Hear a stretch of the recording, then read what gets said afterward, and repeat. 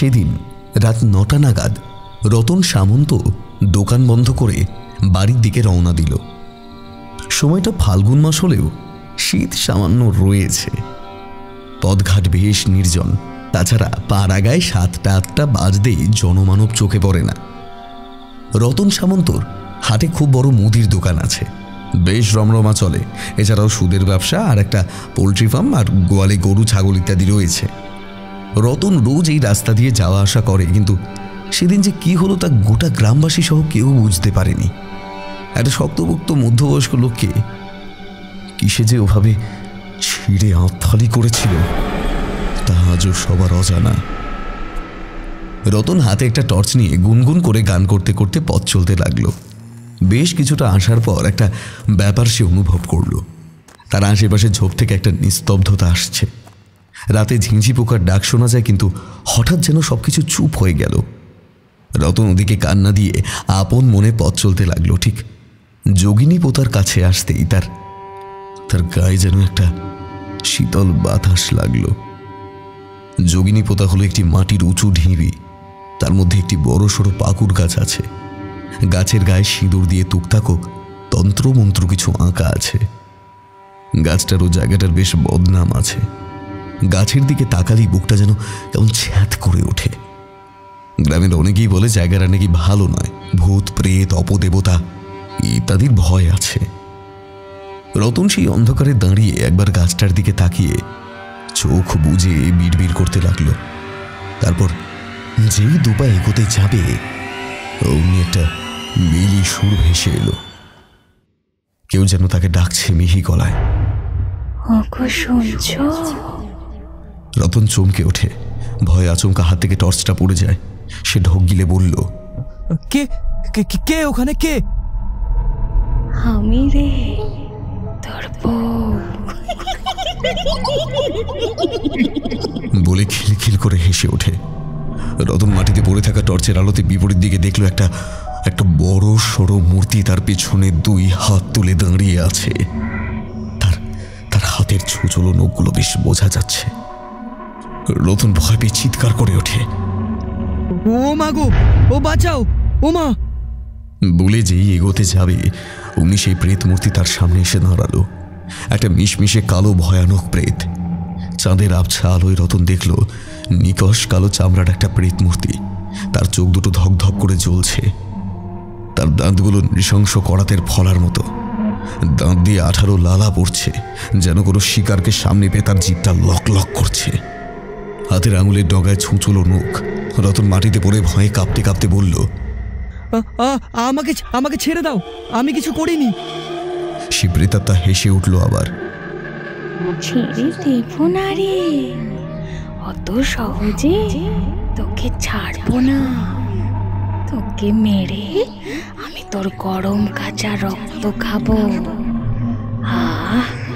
কতদিন মানুষের রক্ত খায়নি, মানুষের মাংস খায়নি। এবার তোকে খাবো, ছিঁড়ে ছিঁড়ে টুকরো করে খাবো। কথা শেষ করেই সেই প্রেত তার একটা ছুঁচলো নখ ঢুকিয়ে দিল রতনের গলার মাঝখানে। আর রতন কাটা পাঠার মতো ছটফট করতে করতে চিরতরে নিষ্পন্দ হয়ে গেল। রতন গলার ক্ষত জায়গাটা দিয়ে রক্ত পড়ছে, আর সেই রক্ত পিশাচিনী তার লকলকে জিভ দিয়ে চেটে চেটে খাচ্ছে। পরের দিন সাত সকালে শত লোকের ভিড় জমে গেল সেই গাছতলায়। গ্রামের লোকেরা রতন সামন্তর আতফালি নৃশংস শরীরটা দেখে আঁতকে উঠল। মনে হলো কেউ পিশাচ বা প্রেতাত্মা তাকে এভাবে মেরেছে। শুধু হত্যা নয়, বরং নৃশংস হত্যা। রতনের শরীরে একাধিক খোবলানোর দাগ। তবে এই ঘটনায় গোটা গ্রামে এক নতুন হাড় হিম করা আতঙ্ক ছড়িয়ে পড়ল।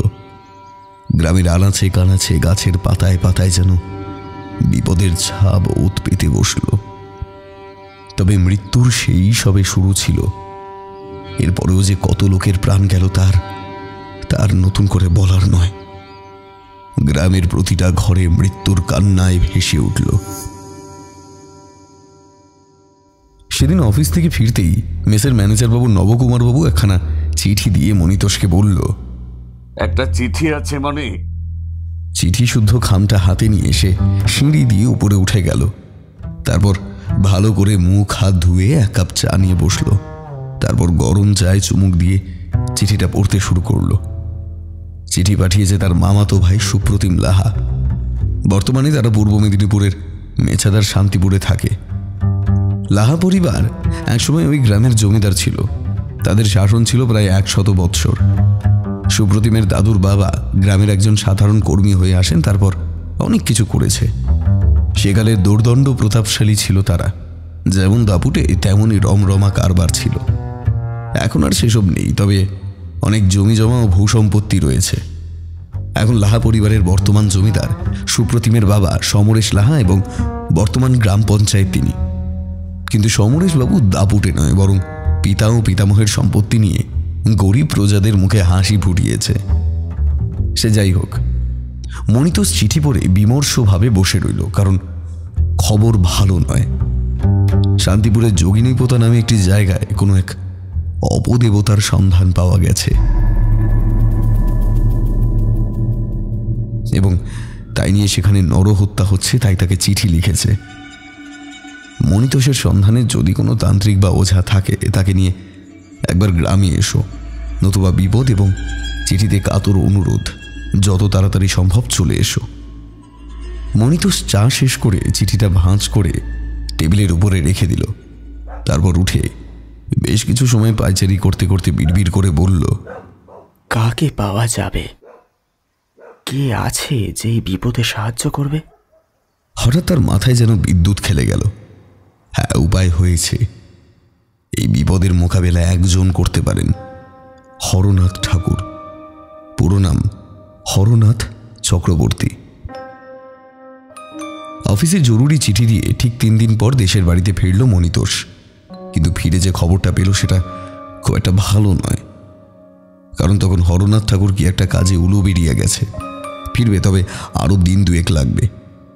মনিতোষ পড়ল ভারী সমস্যায়। তাহলে এখন উপায়? দুটো রাস্তা তার কাছে। অপেক্ষা করতে হবে, নয় জরুরি পত্র লিখে আজকেই কাউকে দিয়ে উলুবেরিয়া পাঠাতে হবে। তাছাড়া আর কোনো পথ নেই। মনিতোষ একটু চিন্তা করে গ্রামের একজন চাষিকে দিয়ে একখানা চিঠিতে নাম ঠিকানা দিয়ে পাঠিয়ে দিল এবং তাকে বলে দিল যে ঠাকুরমশাই কি বলে তা জেনে আজ রাতেই জানাতে। চাষি হরিণকে 10টা টাকা দিয়ে উলুবেরিয়া পাঠিয়ে দিল মনিতোষ। রাত তখন অনেক হবে। মনিতোষ তার ঘরের বাইরে খাটিয়া পেতে বসে আছে। বসা অবস্থায় খানিক ঝিমোচ্ছিল। জ্যোৎস্নার আলো পড়েছে তার বাড়ির উঠোনে। যখন প্রায় চোখ লেগে এসেছে তখনই একটা ভারী হাত তার কাঁধে পড়ল। মনিতোষ চমকে উঠে বলল, কে? আমি রে হরনাথ। তা তুই বাইরে কেন?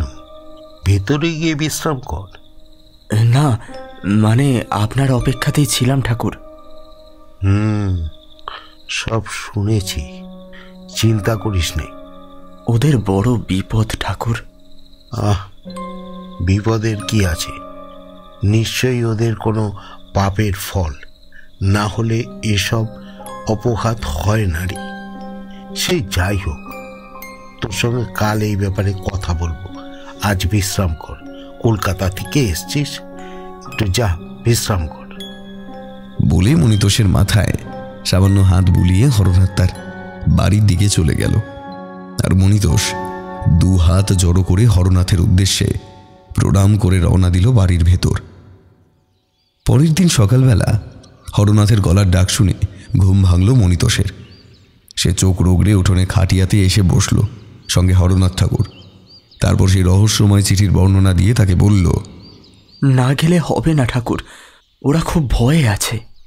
হরনাথ একটা দীর্ঘ নিঃশ্বাস ফেলে বলল, ঠিক আছে, আজ বিকেলের দিকে চল।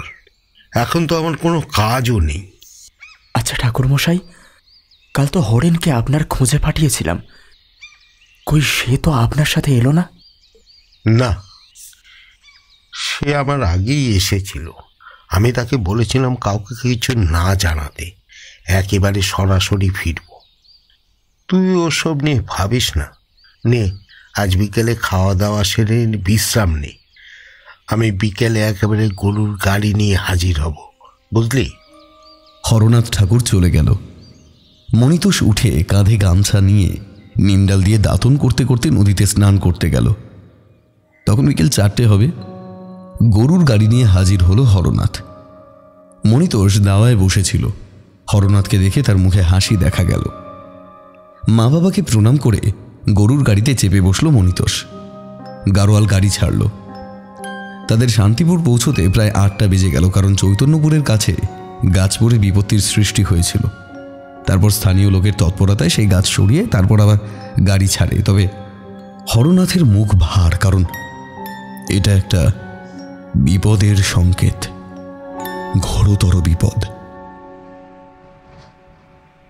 শান্তিপুর গ্রামে প্রবেশ করতে করতে হরনাথ ঠাকুর মাথা নাড়াতে লাগলো। চারপাশে ঘন কালো চাপ চাপ অন্ধকার। একটা ঝিঁঝি পোকার ডাক শোনা যাচ্ছে না। মনে হয় গ্রামে কোনো মানুষ থাকে না।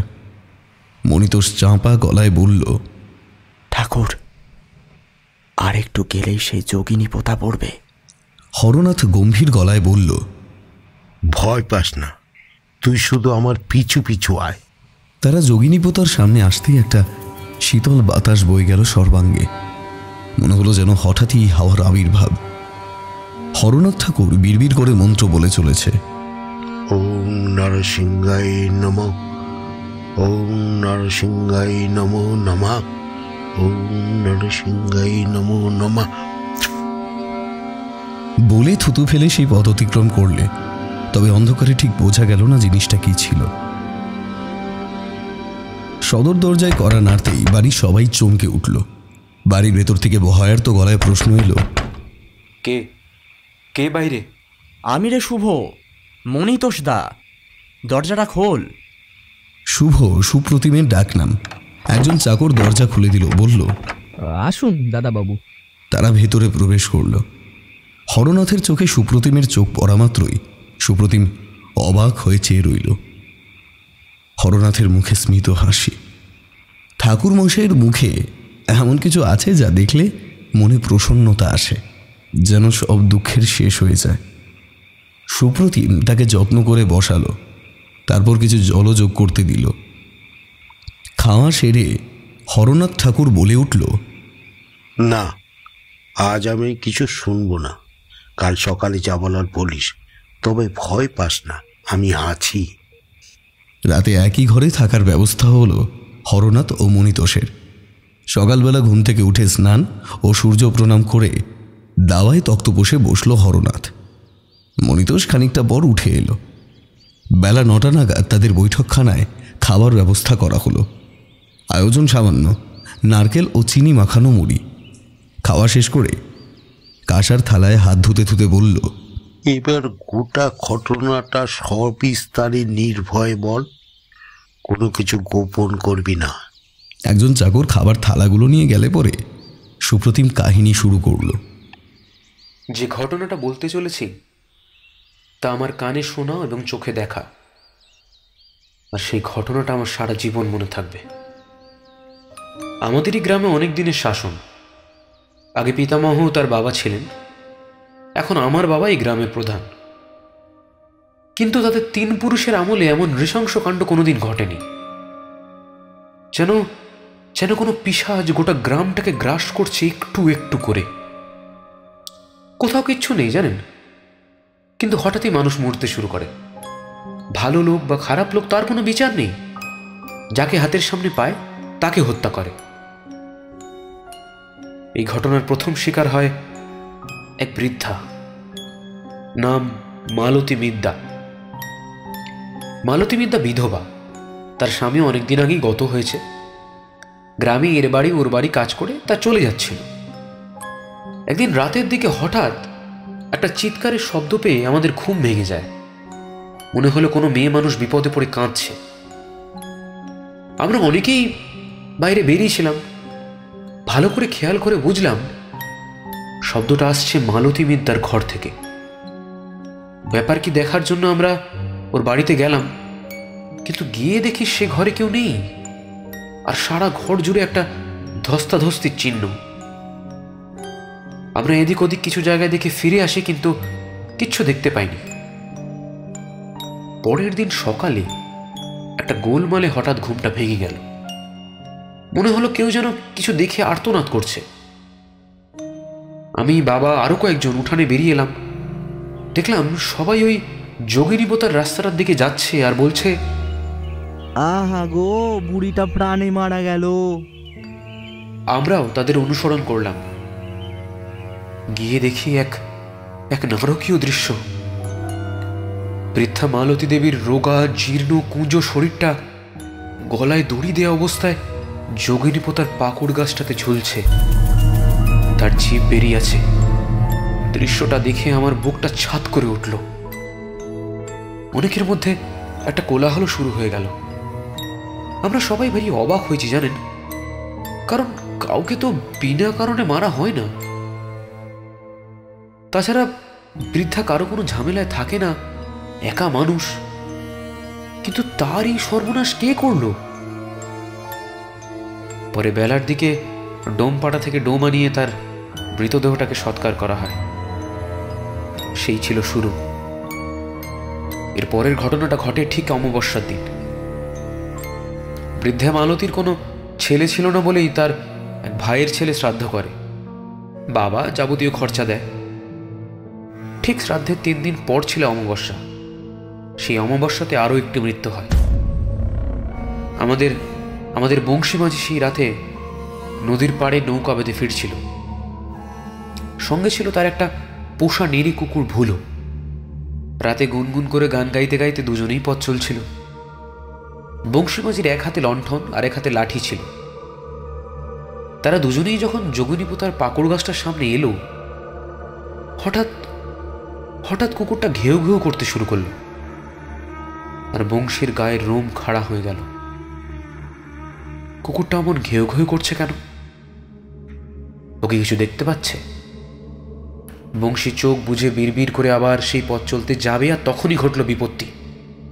হঠাৎ একটা শীতল বাতাস দিয়ে হাওয়ায় ভেসে এলো দুজন প্রেত মূর্তি, একজন নারী আর একজন পুরুষ।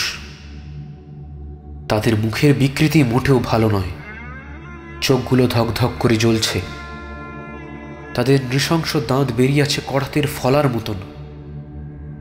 সেই দাঁতের ফাঁক দিয়ে লালা পড়ছে। হাতের আঙুলগুলো ছুঁচালো, আর তারা ভয়ানক লালসার দৃষ্টিতে দুজনের দিকে তাকিয়ে। কুকুরটা ভয় পেয়ে ঘেউ ঘেউ করতে করতে দৌড় দিল নদীর দিকে। আর বংশী মাঝি বাবা গো বলে যেই পালাতে যাবে, অমনি আছাড় খেয়ে পড়ল মাটিতে। আর ঠিক তখনই প্রেত দুখানা তার মাথাটা পদাঘাত করে থেতলে দিল, আর বেরিয়ে এলো রক্তাক্ত মাংসপিণ্ড। পরের দিন আবার সেই ঘটনা। গ্রামের আরো 5 জনের সাথে আমরাও দেখলাম বংশী মাঝির থেতলানো মাথা, চোখ বেরিয়ে এসেছে কোঠর ছেড়ে, আর নগ্ন শরীর ক্ষতবিক্ষত করা। তার পোষা কুকুরটাকে তীব্র আক্রোশে মাঝখান থেকে আতফালি করা হয়েছে। তার চোখ দুটোও নেই। এমন একটা ভয়ঙ্কর দৃশ্য দেখে আমাদের গায়ে কাঁটা দিয়ে উঠল। হঠাৎ যে কি হলো কে জানে, যেন কোনো অপআত্মা গ্রাস করছে এই গ্রামটাকে। আর সব থেকে বড় কথা হলো, এই গাছের সামনেই বারবার মানুষ মরছে কেন? অনেক গ্রামবাসী বলতে লাগলো যে মালতীর আত্মা এমন করছে। আবার অনেকে বলল গ্রামের এই গাছে কোনো আত্মা বাসা বেঁধেছে, সেই ইচ্ছা মতো মানুষ খুন করে বেড়াচ্ছে। আমার বাবা গ্রামের সবাইকে নিয়ে বাড়িতে একটা সভা ডাকলো। বাবা, রতন সামন্ত, প্রিয়নাথ মাস্টার, আরো অনেক গণ্যমান্য ব্যক্তিও হাজির ছিল। বাবাই প্রথম কথা বললেন। দেখো, এ একেবারে নতুন অভিজ্ঞতা। আমার বাবা ও পিতামহীর আমলে এমন ঘটনা দেখিনি। কোথাও কিছু নেই, কিন্তু হঠাৎই বিপদ উপস্থিত। তাই তোমরা যদি কোনো ওঝার খোঁজ পাও তাহলে বলো, কারণ প্রায় 2 জন অপঘাতে মারা গেল। বাকি গ্রামবাসীরা ভয়ে আছে। মোট কথা সবার বিপদ। তাই প্রিয়নাথ কাকা বলল, আমি বলি কি, একবার বিনু ও জায়গায় খবর দাও। সে তো এসব করে টরে, কিন্তু তাকে পাওয়া বড় মুশকিল। বাড়িতে গিয়ে ধরে আনতে হবে। যদি পারো আজই রওনা দাও। প্রিয়নাথ কাকার কথা মতো আমরা জনচারেক লোক হাজির হলাম তার ডেরায়। কিন্তু গিয়ে হলো আরেক বিপদ। গিয়ে দেখি ওঝা বিছানায় একেবারে শুয়ে। ব্যাপার কি জানতে সে বলল, গত সপ্তাহে উঠোনে আচারকে পড়ে কোমরে চোট পেয়েছি বাবারা, এখন তো আমি যেতে পারবো না। তাহলে কি হবে? আমরা ঘোর সংকটে আছি, আপনি কিছু একটা ব্যবস্থা করুন। আহা, চিন্তা করো না, আমি আমার এক সাগরেদকে সেখানে পাঠাচ্ছি। সে আমার শিষ্য, তাকে নিয়ে যাও, সে কাজ করে ফিরে আসবে। তারপর কাকে হাঁক দিয়ে বলল, এই কে আছিস? বাদলকে খবর দে তো, বলে এক্ষুনি আসতে, বলবি আমি দেখেছি। কিছু সময় পর একজন গোঁফদাড়ি ভরা মোটা সোটা ধরনের লোক বেরিয়ে এলো। বয়স আন্দাজ 45 হবে। তার পরনে কালো কামিজ আর আলখাল্লা, মাথায় সিঁদুর চন্দন, গলায় গোটা কয়েক মালা দেখলাম। সে চৌঘাটে এসে দাঁড়াতেই ওঝা বলল, তুই এদের সাথে ওদের গাঁয়ে যা, ওখানে এক অপআত্মার আবির্ভাব হয়েছে, সেই শয়তানকে বিনাশ করে ফিরে আসবি। আর হ্যাঁ, কাজের সময় কাঁচায় গিট দিতে ভুলবি না, নতুবা ঘোর বিপদ। ওঝা বহু কষ্টে কথাগুলো বলে আবার পাশ ফিরে শুয়ে পড়ল। আমরাও তাকে নিয়ে গ্রাম থেকে রওনা হলাম। বিকেলের কিছু আগে আমরা সবাই বাড়ি ফিরে এলাম। আমাদের উঠানে দাঁড়িয়ে বাদল ওঝা চারপাশটাকে শুঁকে গম্ভীর গলায় বলল, গন্ধটা মোটেও ভালো নয় রে, বড় ভয়ানক বিপদ। আমাকে সর্ষে আর কালো সুতো দিয়ে যা। আর আমরা আসাতে উঠানে অনেকেই এসেছিল। বাবা বলল, একটু মুখ হাত ধুয়ে নিলেও হতো না? না না, হাতে সময় নেই কর্তা। আপনাদের যা যা বললুম তার ব্যবস্থা করুন, আর আমাকে যোগিনী পোতা সেই পাকুড় গাছটার কাছে নিয়ে চলুন। আর হ্যাঁ, সঙ্গে একটা লণ্ঠন নিয়ে নেবেন।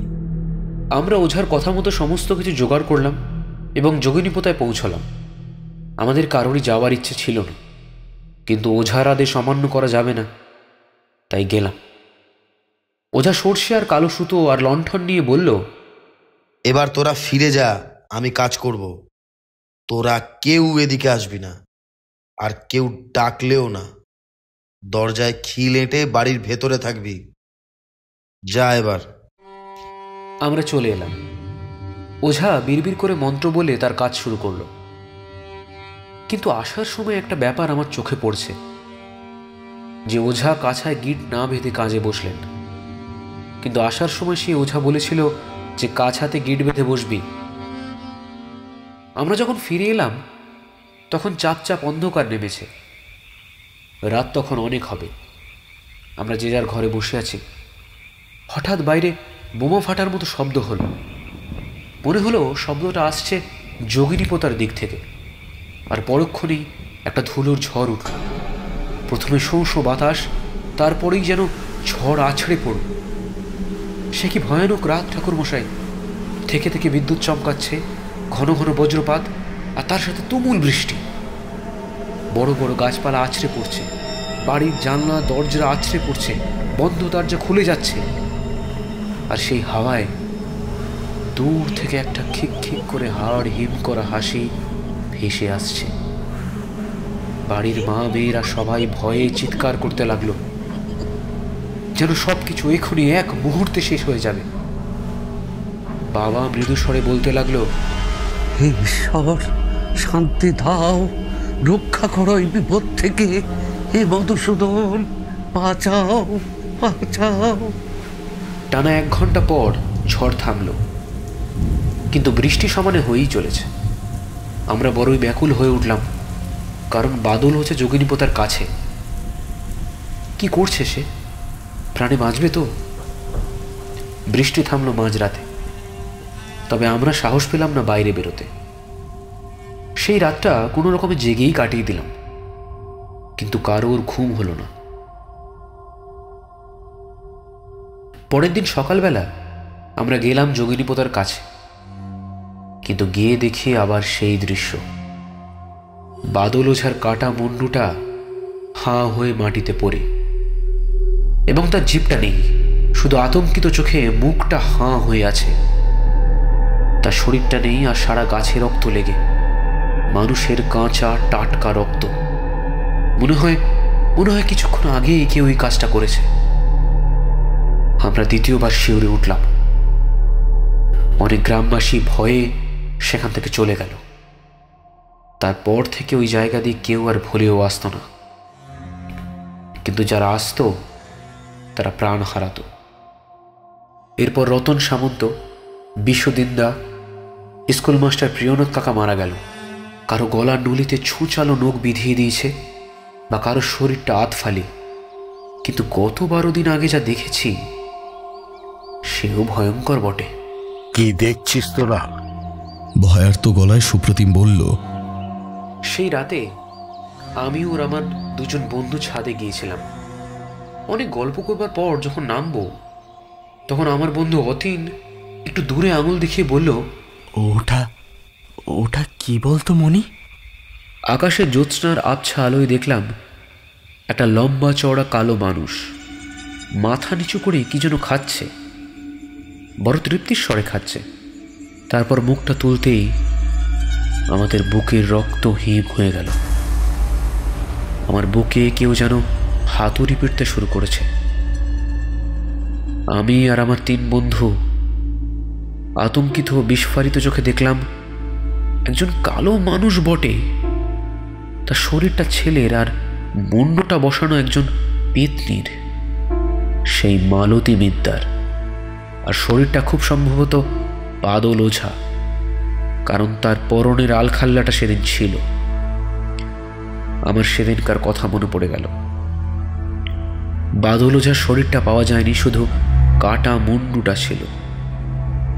এখন বেশ বুঝতে পারি কোনো তান্ত্রিক বা কোনো অপআত্মা এমন কাজ করেছে, শরীরটা বাদলের আর মুন্ডুটা মালতীর। আর যে জিনিসটা খাচ্ছিল সেটা হলো 2 কালো বিড়াল। তাদেরকে মেরে তার শরীরটা চিবিয়ে চিবিয়ে খেয়ে তাদের মুন্ডুটা পুকুরে ফেলে দিয়েছিল। উফ, সে কি ভয়ানক কাণ্ড! আজও মনে হলে বুকটা কেঁপে ওঠে। তাই দেরি না করে আমি মনতোষকে চিঠি দিই, আর তারপরেই আপনার আগমন হয়। এবার একটা বিহিত করে দিন ঠাকুর মশাই।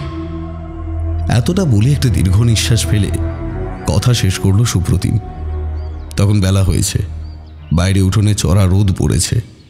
হরনাথ ঠাকুর বলল, শুনলাম, একটু সময় দে বাপ, আমি গোটা ব্যাপারটা গুছিয়ে নিই, তারপরে সেই পেতকে বিনাশ করব। এখন আপাতত থাক। তারা সবাই উঠে পড়ল। দুপুরে খাওয়া দাওয়া করে হরনাথ বিশ্রাম নিল না। মনিতোষকে বলল, তুই আরাম কর, আমি একটু আসছি। এই ভর দুপুরে কোথায় যাবেন? কাজ আছে রে, বলে বেরিয়ে পড়ল। ফেরার সময় হাতে একটা মাটির হাঁড়ি নিয়ে এলো।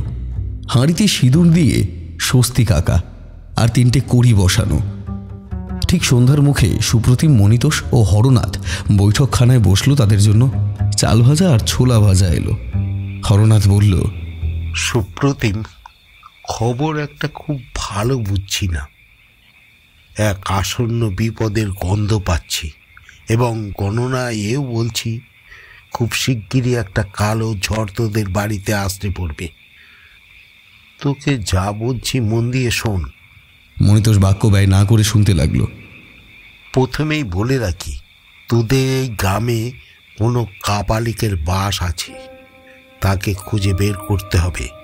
তোদের বাড়ির কেউ নজরদারি করছে। সুপ্রতিম অবাক হয়ে বলল, ওটা কি ঠাকুর মশাই? এটা হলো এক ধরনের নজরদারি ব্যবস্থা। যারা কালো ও তামস বিদ্যার অধিকারী হয় তারাই এসব ভয়ানক জিনিস জানে। এই হাঁড়িতে স্বস্তিক ও কড়ি দিয়ে চোখ মুখ এঁকে মানুষের মতো করা হয়েছে। পুরো একই জিনিস করতে হয় আয়নার ওপরে, একে চালান করবার জন্য। কোনো বড় আয়নাতে সিঁদুর দিয়ে স্বস্তিক আর কড়ি দিয়ে চোখ মুখ বানিয়ে রাখলে তুমি যাকে দেখতে চাইবে একই জিনিস ভেসে উঠবে। ধর, যদি কারো সর্বনাশ করতে চাস তার নাম করা মাত্রই তাই ওই ব্যক্তির মুখ আকৃতি ভেসে উঠবে। তবে যাদের ক্ষতি করতে চাস তাদের বাড়ির কোনো গাছে কিংবা কোনো গোপন জায়গায় রাখতে হবে। তোদের বাড়িতে তেমনই হয়েছে, কেউ ক্ষতি করবার জন্য এই কর্ম করেছে, আর তা সে তোমাদের আশেপাশেই আছে। তাই গুপ্তচর লাগিয়ে খবর নাও। কাল একবার মালতীর বাড়িতে যেতে হবে, তার বাড়িটা আমার দেখা দরকার। রাতে আর কোনো কথা হয়নি, কিন্তু হরনাথের মুখ আরো গম্ভীর হয়ে এলো, যেন কোনো উত্তর মিলছে না। পরের দিন সকালে একটা ব্যাপার হলো। তখন সূর্য উঠেছে সবে। হরনাথ উঠানে পায়চারি করছিল, সঙ্গে মনিতোষ ও সুপ্রতিম। তারা গতকালের বিষয় নিয়ে আলোচনা করছিল। ঠিক তখনই একজন মেয়ে তাদের উঠোনে এসে দাঁড়ালো। তার পরনে পোশাক নোংরা, দুহাতে চেপে ধরা আছে একটা পুটুলি। তাকে দেখে তিনজনই এগিয়ে এলো। মেয়েটি কাঁদতে কাঁদতে বলল, আমাকে একটু সাহায্য করবেন বাবু? আমার নাম রমা। আমার পিসি মারা গেছে, সেই গ্রামেই থাকতো। মনিতোষের ভ্রু কুঁচকে রইল। সুপ্রতিম বলল, তোমার নাম কি? আর তোমার পিসি বা কে? তার নাম কি? আমার পিসির নাম মালতী মিদ্যা। তার মৃত্যুর খবর পেয়েই তো এলুম। সুপ্রতিম সহানুভূতি দেখালেও হরনাথ ও মনিতোষ যেন সন্দেহের চোখে তার দিকে তাকিয়ে। সুপ্রতিম তাকে বাবার কাছে নিয়ে গেল। মনিতোষ বলল, ঠাকুরমশাই, এই ব্যাপারটা কেমন হলো? মালতী তো মারা গেছে 1.5 মাসের উপর, তবে ওর ভাইজি এখন এলো কেন? আমিও তাই ভাবছি রে, একেই চোখে চোখে রাখতে হবে। পরে বেলা হলে তারা মালতীর সেই পুরনো বাড়িতে গেল। এই 2 মাসে বাড়ির আগায় আগাছা গজিয়েছে। চারিদিকে একটা থমথমে ভাব, যেন কোনো অপআত্মা তার কুনজর রাখছে দূর থেকে। হরনাথ বলল, তোরা বাইরে থাক, আমি একটু ভেতর থেকে আসছি বলে ঘরের ভেতরে ঢুকল। কিছুক্ষণ পর একটা কাঠের বাক্স নিয়ে বেরিয়ে এলো। সুপ্রতিমকে উদ্দেশ্য করে বলল, এতেই যত রহস্য লুকিয়ে রয়েছে, বুঝলি? সে বাক্সটা নিয়ে 3 মূর্তি আবার ফিরে এলো। কিন্তু বাড়িতে এসে আর এক ঝামেলা। হঠাৎই রমার মানে মালতীর ভাইজির প্রবল জ্বর দেখা দিল। আর বাঁচানো যায় না। হরনাথ বলল, আহা গো, ওকে সদর হাসপাতালে নিয়ে যাও, না হলে কি থেকে আবার কি হয়। শেষ কথাটা ব্যঙ্গ করে বললেও কেউ ধরতে পারল না। তারপর হরনাথের হাতে বাক্সটা দেখে রমা বলল, ওটা ওটা কিসের বাক্স? এটিতে আমসত্ব আর খেজুর আছে, তুমি খাবে? তাহলে খুলি। তীব্র বাধা দিল মেয়েটি। না না না না, খুলবে না, আমি বাড়ি যাবো এক্ষুনি। পাগলের মতো করতে লাগলো রমা। হরনাথ আবার হেসে বলল, না না, আজ যাত্রা করা শুভ নয়। কাল যাস, চিরতরে ওপারে চলে যাস। বলে রেগে বেরিয়ে এলো। এই বাক্সতে কি আছে ঠাকুরমশাই? এতে যা আছে তাতে তোদের গ্রাম বাঁচলেও বাঁচতে পারে। কি আছে এতে? না, এখন কথা বলা যাবে না। যা করার আজ রাতেই করতে হবে। সেদিন সন্ধ্যাবেলা ছাদে অন্যমনস্কভাবে দাঁড়িয়েছিল হরনাথ ঠাকুর। হঠাৎ কি একটা দেখে তার ভ্রু কুঁচকে গেল। কিছুটা দূরে কার যেন একটা ছায়া ধীরে ধীরে উপরে চলে উঠছে। এ কি, ওটা কার ছায়া? মনে মনে প্রমাদ গুনলেন হরনাথ ঠাকুর। তাহলে কি তিনি যা ভেবেছিলেন সেটাই সত্যি? ছায়ামূর্তিটা যেন সেই যোগিনী পোতার পাকুর গাছের দিক থেকে আরো উঁচুতে উঠে যাচ্ছে। আচমকা সে ফিরে তাকালো সুপ্রতিমদের এই বাড়ির দিকে। সে যত এগিয়ে আসছে তার অবয়বটাও স্পষ্ট হচ্ছে ধীরে ধীরে। বিভৎস সেই মুখমণ্ডলে চোখের জায়গায় অন্ধকার 2টো কোটর রয়েছে মাত্র, অথচ সেই মণিবিহীন কোটর থেকে 2টি অগ্নিকুণ্ড যেন অদ্ভুতভাবে জ্বলছে আর নিভছে। এই পরিবেশে অমন দৃশ্য দেখে বিন্দু মাত্র বিচলিত হলেন না হরনাথ ঠাকুর। তার মনে হলো তিনি যা আন্দাজ করেছেন তাই যদি সত্যি হয় তাহলে এর মূলে যে রহস্য লুকিয়ে আছে অবিলম্বে তা খুঁজে বের করা প্রয়োজন, না হলে ভবিষ্যতে আরও প্রাণহানি হওয়ার সম্ভাবনা রয়েছে। পার্থিবই হোক কিংবা অপার্থিব, যে কোনো ঘটনার একটা কার্যকারণ সম্পর্ক অবশ্যই থাকে।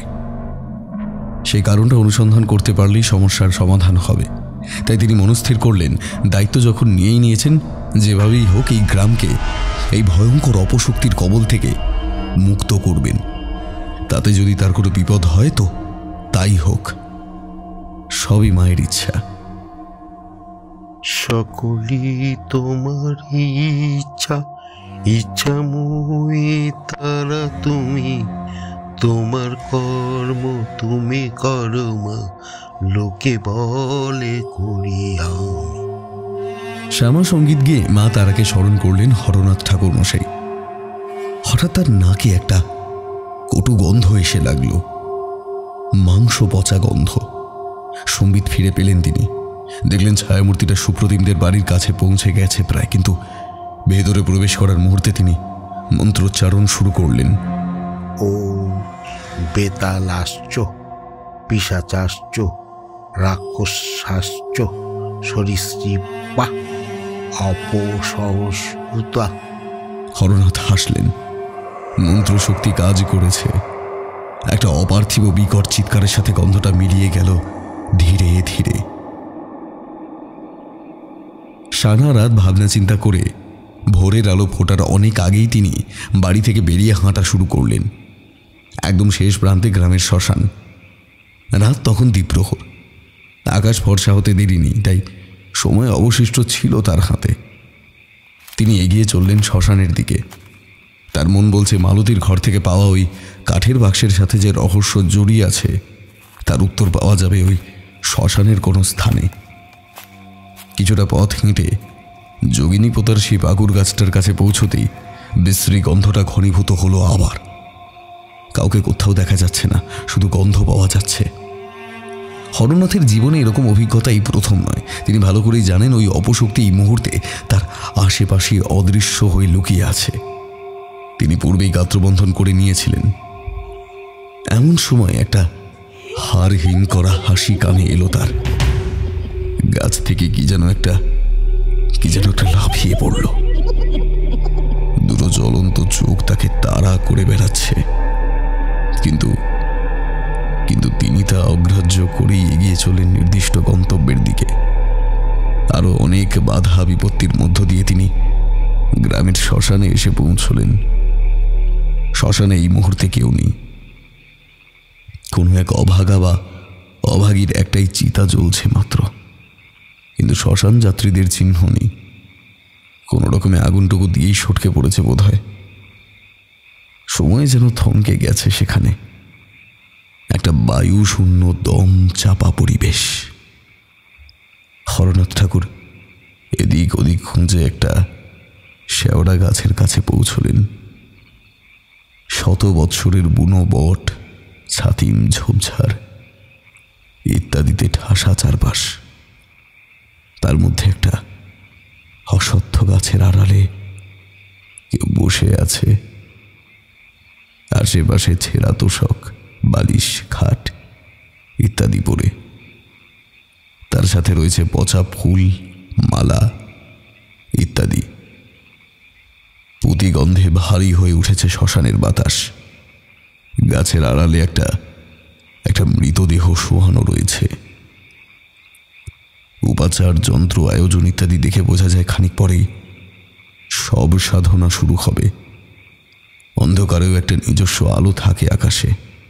সে আলোয় তিনি দেখলেন লম্বিত কেশজাল, গলায় রুদ্রাক্ষের মালা, কৌপিনধারী ভস্য, রক্তচন্দন মাখা এক যোগী তান্ত্রিক কাপালিককে। সেই অঘরী ভৈরবী সাধকের ছবি তিনি যে চাক্ষুষ দেখেছেন, কিন্তু সুপ্রতিমদের বাড়িতে তিনি যদি বিশেষ ক্ষমতার দ্বারা নজরদারির ব্যবস্থা করে থাকেন তাহলে তার কারণ কি?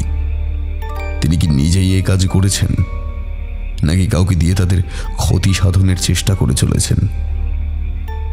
সব সাধনা অতি গুহ্য বিদ্যা, মারণ বিদ্যাও বটে, তিনি জানেন তার ধারণাই সঠিক, তবু সম্পূর্ণ নিশ্চিত না হয়ে বিনা প্রমাণে কোনো হঠকারী সিদ্ধান্ত নেওয়া উচিত হবে না বলে তিনি মনে করেন। ইতিমধ্যেই সেই কাপালিক শবদেহের উপর ধ্যান করতে বসলেন। সব সাধনা শুরু হলো। কথায় আছে, বুদ্ধির যস্য বলেন তস্য। হানাহানি রক্তারক্তি না ঘটিয়ে বুদ্ধির দ্বারা পরাস্ত করতে হবে তাকে। তাই আপাতত হরনাথ ঠাকুর ওই স্থান ছেড়ে চলে যেতে উদ্যত হলেন। শ্মশান থেকে ফেরার পথে আকাশ ফর্সা হয়ে এসেছিল, তাই আর নতুন করে কোনো বাধা বিপত্তি আসেনি। তিনি সুপ্রতিমদের বাড়ি থেকে যে পথে বেরিয়ে গিয়েছিলেন, গোপনে সেই পথেই ফের প্রবেশ করলেন। জানিয়ে গেলে গোটা পরিকল্পনাটাই হয়তো পণ্ড হয়ে যেত তার। রাতে বেশ পরিশ্রম গেছে, তাই ঘরে এসে বিশ্রাম নিলেন তিনি। তারপর কখন যে তিনি ঘুমিয়ে পড়েছিলেন তা খেয়াল ছিল না তার। মনিতোষ আর সুপ্রতিম এসে তাকে ডেকে না তুললে তিনি হয়তো ঘুমিয়েই থাকতেন। চোখ কচলে হকচকিয়ে উঠলেন তিনি। অনেক বেলা হয়ে গেল আজ। কিন্তু ঠাকুরমশাই যে এত বেলা পর্যন্ত ঘুমিয়ে থাকার মানুষ নন সেটা মনিতোষ খুব ভালো করেই জানেন। তাই বেশ খটকা লাগলো মনিতোষের মনে। সে ঠিক করলো পরে জেনে নিতে হবে ঘুম না ভাঙার আসল রহস্যটা। সুপ্রতিমদের বাড়ির সকলের সাথে পরিচয় পর্বটা গতকাল বিকেলেই মিটে গেছিল, কিন্তু মুখ হাত ধুয়ে চায়ের পেয়ালা হাতে বাড়ির দাওয়ায় গিয়ে বসতেই সুপ্রতিম এসে খবর দিল, ঠাকুরমশাই, আপনি এসেছেন শুনে পিসি ঠাকুমা একবারটি আপনার সাথে দেখা করতে চাইছেন, কিন্তু ওনার ক্ষমতা নেই এই বাড়িতে আসার। তাই আপনাকে কষ্ট করে ওনার কুটিরে একবার পায়ের ধুলো দিতে বলেছেন। হরনাথ লক্ষ্য করলেন পিসি ঠাকুমার নাম শুনে মনিতোষ কেমন যেন ম্রিয়মান হয়ে কি একটা বলতে যাচ্ছিল। সুপ্রতিম এদিক ওদিক দেখে নিয়ে ইশারায় থামিয়ে দিল তাকে। হরনাথের খটকা লাগলো। তিনি প্রশ্ন করলেন, কি ব্যাপার বলতো তোদের? কোনো কিছু গোপন না করে খুলে বল সব। ঠাকুরমশাই, সে অনেক কথা এখানে বলা যাবে না। আর আমরা যে আপনাকে নিয়ে পিসি ঠাকুমার বাড়ি যাব সে কথা অনুগ্রহ করে কাউকে জানাবেন না। আপনাকে গোটা গ্রাম ঘুরিয়ে দেখানোর নির্দেশ দিয়েছেন বাবা মশাই। সেই সুযোগে একবার পিসি ঠাকুমার বাড়িতে ঢু মেরে আসবো। ওখানে চা জলখাবার খেয়ে সুপ্রতিম আর মনিতোষকে সঙ্গে করে গ্রামে ঘুরতে বেরোলেন হরনাথ ঠাকুর। যোগিনী পোতার উঁচু ঢিবিটা দেখে সে বৃদ্ধা মালতী মিদ্যার কথা মনে পড়ে গেল হরনাথের। সামনের ওই পাকুর গাছই তো তাকে নাকি কোনো পিশাচ নির্মমভাবে হত্যা করে ঝুলিয়ে দিয়ে গিয়েছিল। গ্রামবাসীদের এমনই ধারণা ছিল। হরনাথ ঠাকুরের কিন্তু মোটেও তা মনে হয়নি। তার ধারণা মালতী মিদ্যাকে কোনো অশরীরই নয়, হত্যা করেছিল কোনো নির্দয় নিষ্ঠুর মানুষে। তবে না জেনে কাউকে এভাবে গালিগালাজ করাও ঠিক নয়, যদিও নরহত্যা মহাপাপ। যাই হোক, যোগিনী পোতার ঢিবি অতিক্রম করে যেতে যেতে হরনাথ বললেন, এবার বল দেখিনি ভাইয়া, তখন অমন ইশারায় চুপ করে যেতে কেন বললি মনতোষকে? পিসি ঠাকুমার নাম নেওয়া আমাদের বাড়িতে নিষেধ আছে ঠাকুরমশাই। কিন্তু ঠামা বড়ই দুঃখী, অথচ অত্যন্ত ভালো মনের মানুষ। আমার বাবা কাকারা ঠাকুরদাকে এখনও জমের মতো ভয় করেন। ঠাকুরদার কড়া হুকুম কেউ যেন পিসি ঠাম্মার সাথে যোগাযোগ না রাখে। কিন্তু আমাদের মা কাকিমা পুজোর দিন লুকিয়ে প্রণাম করে নতুন কাপড় দিয়ে আসেন ঠাকুমাকে। আমরাও মাঝে মাঝে সুযোগ পেলেই চলে যাই। ঠাকুমা আমাদের বড্ড ভালোবাসেন। হরনাথ বুঝলেন বিরাট কোনো রহস্য বা ঘটনা লুকিয়ে আছে সুপ্রতিমদের বাড়ির আনাচে কানাচে। আরও কিছুটা এগোতেই একটা বাঁশবাগান এলো। এদিকটা ঠিক শ্মশানের পথে নয়। যোগিনী পোতার ঢিবি থেকে সোজা গেলে শ্মশান ঘাট, আরেক পথটা এঁকে বেঁকে চলে গেছে বাঁশঝাড়ের দিকে। গতকাল রাতে তাই খেয়াল করেনি হরনাথ। এখন তিনি দেখলেন বাঁশঝাড়ের আড়ালে কয়েকটা মাটির ঘর বা কুটির রয়েছে। তার মধ্যে একটা প্রশস্ত উঠোনওয়ালা মাটির ঘরের সামনে গিয়ে হাঁক পারল সুপ্রতিম। ঠাকুমা, ও ঠাকুমা, বাড়ি আছো নাকি? আমি আর মনি ঠাকুর মশাইকে সাথে করে নিয়ে এসছি। তাড়াতাড়ি বাইরে এসো দেখিনি, দেরি হলে আবার ঝামেলা হবে বাড়িতে।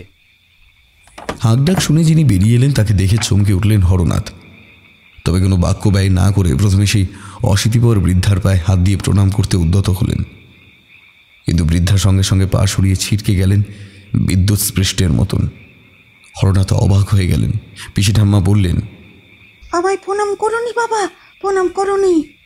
অনর্থ হবে তাহলে। আমি যে জাত কইয়েছি গো, নিচু জাতের ঘরে এসো তুমি।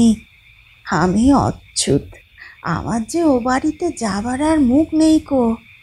তুমি ওকে নিয়েছো শুনে তোমায় দেখতে বড় মন চাইছিল বাবা। জরুরি কিছু কথাও ছিল তোমার সাথে, তাই তো তোমায় ডেকে আনলুম বাবা। অপরাধ ক্ষমা করো আমার। হরনাথ ঠাকুর বৃদ্ধার হাত দুটো ধরে বললেন, আমি জাতপাত মানিনি। আপনি আমার মাতৃসম। মাকে সন্তান প্রণাম করবে না তো কাকে প্রণাম করবে বলুন দেখিনি? বৃদ্ধা খুশি হলেন, আঁচলের খুঁটে চোখের জল মুছে বললেন, প্রাণটা জড়িয়ে গেল বাবা তোমার কথা শুনে। সকলকে দাওয়ায় বসিয়ে চিড়ে, মুরগি, নারকেল নাড়ু, বাতাসা, সন্দেশ আর 1 কাপ করে খাঁটি গরুর দুধ দিয়ে গেলেন একজন মধ্যবয়স্কা মহিলা। উনি গলায় আঁচল দিয়ে হরি ঠাকুরকে প্রণাম করলেন। বৃদ্ধা তাকে উদ্দেশ্য করে বললেন, বউ, সুদনের কোনো খবর পেলি? বউটি ছলো ছলো চোখে দুপাশে মাথা নেড়ে বলল, না মা, এখনো কোনো খবর পাইনি কো। উনি যে কোথায় চলে গেলেন কাউকে কিছু না জানিয়ে। হরনাথ বুঝলেন এরা কোনো জটিল সমস্যায় রয়েছেন। হরনাথ আর বিলম্ব না করে বৃদ্ধা চারুলতা দেবীর উদ্দেশ্যে বললেন, মা, আমার মনে হচ্ছে আপনারা কোনো বিপদের মধ্যে রয়েছেন। আমাকে সব খুলে বলুন দেখিনি। বৃদ্ধার চোখ ফের জলে ভরে গেল। বাবা, আজ 6 মাস হয়ে গেল আমার ছেলে বৃন্দাবনের কোনো হদিশ নাই। বউটার দিকে তো তাকানো যায় না আর বাবা। হরনাথ একটা দীর্ঘশ্বাস ফেলে বললেন, তোমার ছেলের নাম কি মা? একখানা ছবি দিতে পারবে আমায়? বৃদ্ধা তার পুত্রবধূর উদ্দেশ্যে বললেন, বউ, বৃন্দাবনের একখানা ফটক নিয়ে আয় তো মা। বউটি ঘাড় নেড়ে ভিতরে চলে গেল। চারুলতা দেবী চোখ মুছে বললেন, সবই আমার কপাল। বাপ ঠাকুরদার অমতে ভালোবেসে বিয়ে করলুম কানু গয়লার ছেলে, ওই গাঁয়েরই। বাপ আমায় এক ঘরে করে দিল। ও বাড়ির দরজা চিরদিনের মতো বন্ধ হয়ে গেল। তবু নতুন বিয়ে হবার পর ভালোই কাটছিল আমাদের। অভাব একটু ছিল বটে, তবে স্বামী আমায় বড় ভালোবাসতেন। কিন্তু সেই সুখ সহ্য হলো না গো বেশি দিন। আমার স্বামী ওলা ওটাই মারা গেলেন। তখন আমি 8 মাসের পোয়াতি। সে বছর মরক দেখা দিল গ্রামে। আমার শ্বশুর শাশুড়িও একইভাবে গত হলেন। আমি একলা বেদবা মেয়ে মানুষ বললাম ফাপড়ে। বাপের ঘরে ফেরার উপায় ছিল না গো। লোকের দয়ায় দিন কাটতে লাগলো। ওদিকে আমার বাপ ঠাকুরদা সব জেনেও কোনো সাহায্য করতে এলো নে। তার মধ্যে একদিন ঝড় জলের রাতে বেন্দার জন্ম হলো। পাড়ার দাইমা এসে সাহায্য না করলে মরেই যেতাম আমরা। সেও বোধহয় ভালো হতো। আমরা গয়লা, গরুর দুধ বেচে যা আয় হয় তাতে মোটমাটেই চলে যেত মায়ে পোয়ের। কিন্তু বেন্দার যখন 10 বছর বয়স, আমাদের গরু দুটো কি একখান বিষ অসুখে পড়ে মরি গেল। আমি বেন্দাকে নিয়ে পথে পথে ভিক্ষে করে দিন কাটাতে লাগলুম। মানুষের ঘরে ঘরেও তখন কি যেন একটা অসুখ ছড়িয়েছিল। একদিন পাশের গায়ে গিয়ে দেখলুম সেখানেও মরক লেগেছে। তাই তেমন ভিক্ষা জুটল নি। বেন্দা খিদের জ্বালায় কাঁদছিল। আমি মা হয়ে আর সহ্য করতে পারলুম নি গো। বেন্দাকে নিয়ে অনেক পথ হেঁটে একটু সাহায্যের জন্য বাপের ঘরে গেলুম। আমাদের বাইরে থেকে দূর করে তাড়াই দিল। দুঃখে অপমানে আমি বেন্দাকে নিয়ে নিজের ঘরে চলে এলুম। বেন্দার চোখে সেদিন আগুন দেখেছিলাম বাবা। সে প্রতিজ্ঞা করেছিল এর প্রতিশোধ সে নেবে। অসুখ বিসুখ কমলে আমি লোকের ঘরে ঘরে কাজ করতে শুরু করলুম। বেন্দাও এক বাড়িতে রাখালের কাজ পেল। এছাড়াও সে চাষের জমিতে কাজ নিল ভাগ চাষি হয়ে। কষ্ট করে কিছু টাকা জমিয়ে ভগবানের দয়ায় আবার গরু কিনলাম। ধীরে ধীরে অভাব দূর হলো, কিন্তু সেদিনের সেই অপমান প্রত্যাখ্যান কি সহজে ভোলা যায় গো। আমি নীরবে থাকলেও মনে মনে ফুঁসছিল বেন্দা। এই গাঁয়ের এক সাধুর কাছে সে কিছু বিদ্যে শিখেছিল, তাতে রোজগার আরো বেড়ে গেল। আমি বেন্দার বিয়ে দিয়ে দিলুম। ঘরে আমার নকি এলো, কিন্তু দিনকে দিন বেন্দার আচরণ বদলে যেতে থাকে। সবসময় কি যেন ভাবতো আর বলতো। আর বেশি দিন নেই মা, পাপের ঘোড়া পূর্ণ হয়েছে। এবার শুধু তুমি দেখে যাও তোমার ছেলের ভেলকিবাজি। প্রথমে আমি অতটা বুঝিনি, যখন বুঝলুম তখন বেন্দা পালিয়ে গেল ঘর ছেড়ে। হরনাথ ঠাকুর মনে মনে হাসলেন। তার ধারণায় এতটুকু ভুল নেই। সুপ্রতিমদের বাড়ি ফিরে বৃদ্ধাকে দেখে চমকে ওঠার কারণটা জানতে চাইল মনিতোষ। সুপ্রতিমা একই প্রশ্ন করল। হরনাথ হাসি মুখে বলল, সব বলবো তোদের, একটু অপেক্ষা কর। একটা খবর নিতে পাঠিয়েছি তোর বাবাকে, উনি এলেন বলে। সুপ্রতিমের বাবা কোথা থেকে যেন একটা বাঁধানো ছবি নিয়ে ঘরে প্রবেশ করলেন। সেই ছবিতে 3 জন রয়েছে। পাশাপাশি যজ্ঞকুণ্ডের সামনে বসে আছে একজন মহিলা আর একজন পুরুষ। হরনাথ ছবিটা হাতে নিয়ে বললেন, যিনি যজ্ঞ করছেন তার নাম রমানাথ মুখোপাধ্যায়। এই গাঁয়ে রামপ্রসাদ নামে পরিচিত ছিলেন। বিশাল নাম ডাক ছিল তার। সেই কাঠের বাক্সটা যেটা মালতী মিদ্যার ঘর থেকে পাওয়া যায়, সেটা আসলে সাধক রামপ্রসাদেরই সম্পত্তি। বিভিন্ন স্থানে ঘুরে বেড়াতেন, মানুষের সব রকম বিপদ থেকে রক্ষা করতেন, যে কোনো সমস্যা থেকে মুক্ত করতেন। অনেক মৃত্যু পথযাত্রীকে বাঁচিয়ে তুলেছিলেন। মানুষ খুশি হয়ে তাকে সোনা দানা অর্থ মুদ্রা নানা রকম উপহার দিতেন। তিনি জাতপাত মানতেন না। তিনি বলতেন, ঈশ্বরকে যে মন দিয়ে ডাকে সে প্রকৃত সাধক। ব্রাহ্মণ অব্রাহ্মণ, উঁচু নিচু, সে যেই হোক না কেন। তোদের পিসিটাম্মার ছেলে বৃন্দাবন জাত গোয়ালা ছিল। গায়ে তাদের নিচু জাত বলে মনে করা হতো সে সময়। বৃন্দাবন সেই সাধক শরণাপন্ন হন। তার দুর্দশার কথা জানায়। সাধক রামপ্রসাদ তাকে গুপ্তবিদ্যা, তন্ত্র সাধনা, সব সাধনা, উচ্চ নিম্ন সব ধরনের তন্ত্র শিখিয়ে দিয়েছিলেন। তবে তার অপপ্রয়োগ করতে নিষেধ করেছিলেন। বৃন্দাবন একনিষ্ঠ এবং ভক্তিতে খুশি হয়ে তাকে ওই কাঠের বাক্সটা মৃত্যুর আগে বৃন্দাবনকে দিয়ে যান। তাই উনি বলে যান, এ বাক্স তোকে দিলুম, তবে বেহাত হলে, অর্থাৎ কেউ যদি হাতিয়ে নেয়, তার সাক্ষাৎ মৃত্যু ঘটবে। বৃন্দাবনের সাথে গায়ের এক মহিলা মালতী মির্ধা সাধুর সেবা যত্ন করতেন। তাকেও সাধু খুশি হয়ে তন্ত্রমন্ত্র গুপ্তবিদ্যা ইত্যাদি শিখিয়েছিলেন। তবে মিথ্যার আসল উদ্দেশ্য ছিল ওই বাক্সটা। বৃন্দাবন তাকে নিজের হাতে কালা জাদু শিখিয়েছিলেন। মিথ্যা যাতায়াত ছিল তাদের বাড়িতে। সোনা দানার লোভ দেখে মিথ্যাকে হাত করেছিলেন বৃন্দাবন। সে চেয়েছিল মিথ্যার মাধ্যমে তাদের বাড়িতে কালা জাদু করিয়ে তার সকলের ক্ষতি সাধন করতে চায়। রামপ্রসাদের মৃত্যুর আগে কাঠের বাক্সখানা মন্ত্র করে বেঁধে দিয়েছিলেন।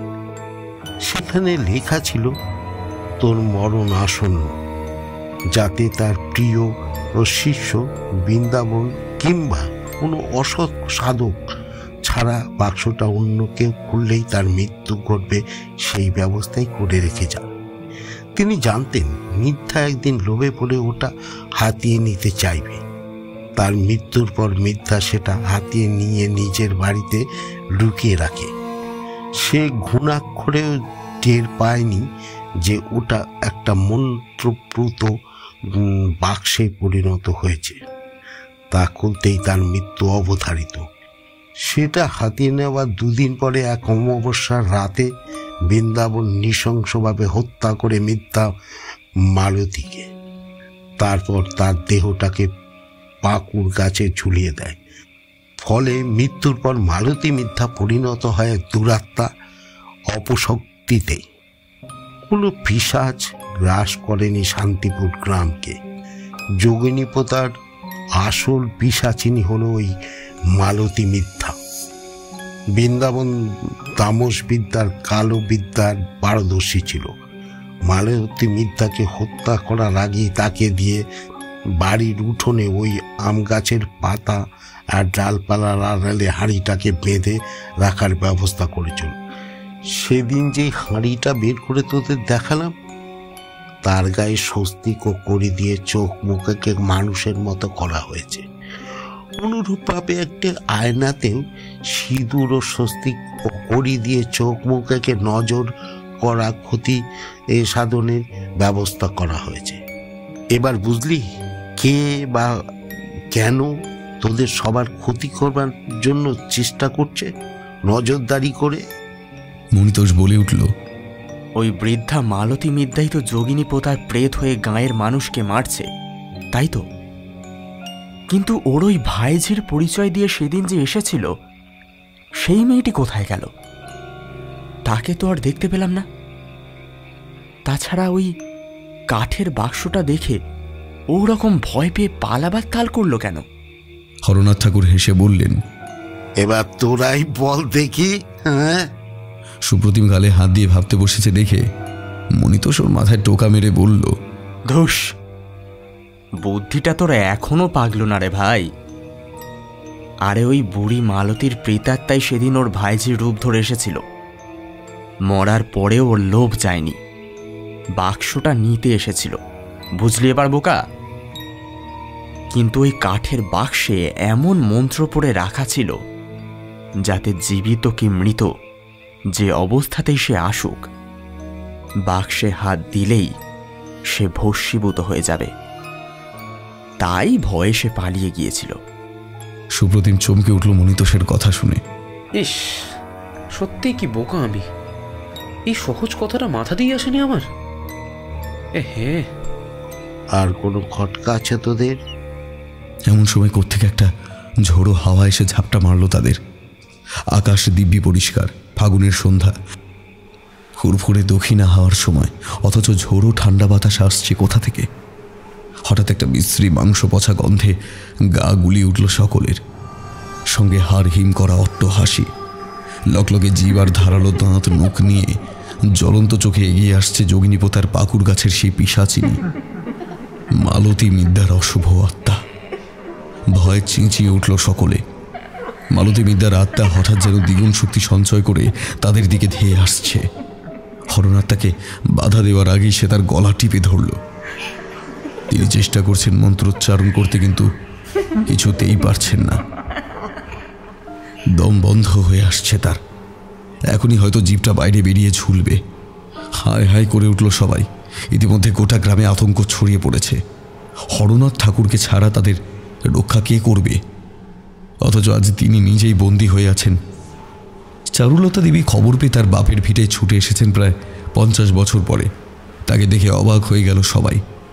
তিনি এক মোড়ে মালা জপতে লাগলেন তার ইষ্টগুরুর নামে সকলের প্রাণ বাঁচাতে।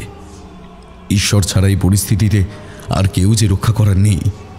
ইতিমধ্যে যোগিনী পোতার সেই পিশাচিনী হরনাথ ঠাকুরকে ছেড়ে হাত বাড়ালো এবারই সবচেয়ে আদরের সর্বকনিষ্ঠ সদস্য সুপ্রতিমের 4 বছরের ভাইজির দিকে। ছিনিয়ে নিল শিশুটিকে তার মায়ের কোল থেকে।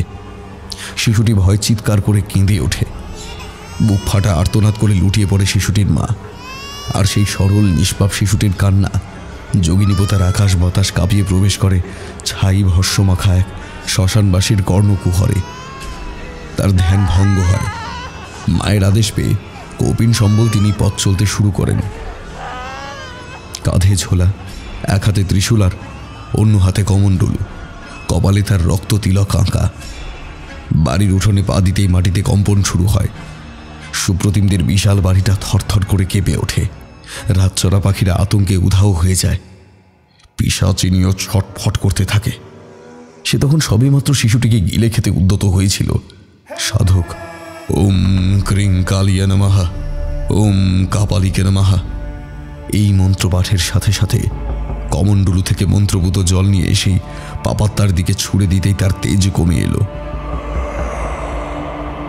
একটা আর্তনাদ করে এক মুঠো ছাই হয়ে মিলিয়ে গেল বাতাসে। তবে বিলীন হওয়ার আগে শিশুটিকে সে আছাড় মেরে ফেলে যেতেই 2 হাতে লুফে নিয়েছিল সেই কাপালিক। যে বাড়ির উঠোন থেকে একদিন তাকে ভিক্ষারত অবস্থায় দূর দূর করে তাড়িয়ে দেওয়া হয়েছিল, সেই বাড়ির ক্ষতি চেয়ে নজরদারি করেও সে বাড়িকে রক্ষা করল অবশেষে। ধ্যানমগ্ন অবস্থায় শিশুটির কান্না তার কর্ণকুহরে প্রবেশ করে মন্ত্র হয়ে যায়। মা কালীকে স্মরণ করার সময় শিশুকন্যার মুখখানা ভেসে ওঠে। বৃন্দাবন আদেশ পায়, ধ্যান ভেঙে উঠে পড়ে, রক্ষা করে তার স্বজনদের। তোদের বলা হয়নি, আমি ওই বৃন্দাবন কাপালিকের সন্ধানে সেদিন রাতে গোপনে বেরিয়েছিলাম, তাই সকালে ঘুম ভাঙতে বিলম্ব হয়। আচ্ছা বৃন্দাবন, তুমি বাড়ি ছেড়ে চলে গিয়েছিলে? আমি জানি তুমি স্বেচ্ছায় মালতীকে হত্যা করনি। বৃন্দাবন প্রসন্ন মুখে বললেন, আমি বিশেষ এক প্রকার গুপ্তবিদ্যা ও সাধনার জন্য গৃহত্যাগ করে শ্মশানে লুকিয়েছিলাম। গৃহে সেই সাধনা সম্ভব ছিল না। গুরুদেব জানতেন তার দেওয়া কাঠের বাক্সখানা একদিন মালতী বুড়ি হাতিয়ে নেবেই। ও বরাবর অর্থলোভী, সময় অসময়ে এটা ওটা হাতিয়ে নেওয়া স্বভাব ছিল। গুরুদেব ওকে শাস্তি দিতে চেয়েছিলেন, কিন্তু তার আগেই ওনার পরলোক গমন ঘটে। কাজটা অসমাপ্ত রয়ে যায়। ওদিকে কাঠের বাক্স খুললেই যে মৃত্যু ঘটবে তা জানা ছিল না মৃতার। একদিন আমার নিদ্রাকালে মালতী এসে আসল বাক্সটা হাতিয়ে নেয় এবং অনুরূপ একটি বাক্সে কাঠের কুটো ভরে রেখে দিয়ে যায়। প্রথম দিকে আমি বিষয়টা টেরই পাইনি। একদিন স্বপ্নে গুরুদেব এসে বললেন, মালতীর মৃত্যু আজ আসন্ন, এখনই তুই ওর গৃহে যা। আমি ছুটে গেলাম ওর বাসায়। গিয়ে দেখি মালতী বুড়ি ওই কাঠের বাক্সটা খুলে বসে আছে। এমন সময় টের পেলাম আমার দেহে কোনো অলৌকিক শক্তি ভর করেছে। আমি নিজের ওপর নিয়ন্ত্রণ হারিয়ে ফেললাম। অমানসিক শক্তি প্রয়োগ করে মালতীকে নৃশংসভাবে হত্যা করলাম আমি। তারপর পাকুড় গাছে ঝুলিয়ে দিলাম। পরে বুঝলাম আমার শরীর ধারণ করে গুরুদেবের আত্মাই এ কাজ করিয়েছেন। অসম্পূর্ণ কাজটি সম্পূর্ণ করার জন্যই মৃত্যুর পরেও তার আত্মা আটকে ছিল এই পার্থিব জগতে। সবাই অবাক হয়ে গেল কাহিনী শুনে। বৃন্দাবনও তার মায়ের উপর হওয়া অন্যায়ের জন্য তাদের পা ধরে ক্ষমা চাইল সুপ্রতিমদের বাড়ির সকলে। পিসিঠাম্মার বাবা অকালে পঙ্গু হয়ে তখনও বেঁচে ছিলেন। মেয়ে আর নাতিকে অবহেলা করার শাস্তি তিনি পেয়েছেন। আজ তাদের দেখে কোনো রকম একটা হাত বুকের কাছে এনে ক্ষমা চাইতে গেলেন। ছুটে গিয়ে তাকে জড়িয়ে ধরলেন বৃন্দাবন। পিসিঠাম্মা কাঁদেছেন, এক হাতে জরাগ্রস্ত পিতাকে ধরে আর অন্য হাতে পুত্র বৃন্দাবনকে জড়িয়ে। এমন সময় বৃন্দাবনের স্ত্রী কমলাকে নিয়ে একজন মহিলা এসে হাজির হয়। স্বামীর ফিরে আসার খবর পেয়ে এখানে ছুটে এসেছেন তিনি। বৃন্দাবনের কোলে থাকা সেই শিশুকন্যা খিলখিল করে হেসে ওঠে কমলাকে দেখে। সাথে আসা মহিলাটি সকলকে জানায়, চারুলতা বেড়ে যাবার পর আমি কমলির সাথে রোয়াকে বসে কথা কইছিলাম। হঠাৎ কমলির শরীর খারাপ লাগতে থাকে, মাথা চক্কর দিয়ে উদ্গার শুরু হয়ে যায়। আমার সন্দেহ হয় দাইমাকে ডেকে পাঠাই, সে এসে কমলিকে দেখে বললে কমলি মা হতে চলেছে। তারপর গায়ের লোক এসে খবর দিলে বেন্দা নাকি ফিরেছে, সে নাকি তার মামার ঘরে গিয়েছে। স্বামীর খবর পেয়ে কমলি এই অবস্থাতেও ছুটেছে গো এখানে।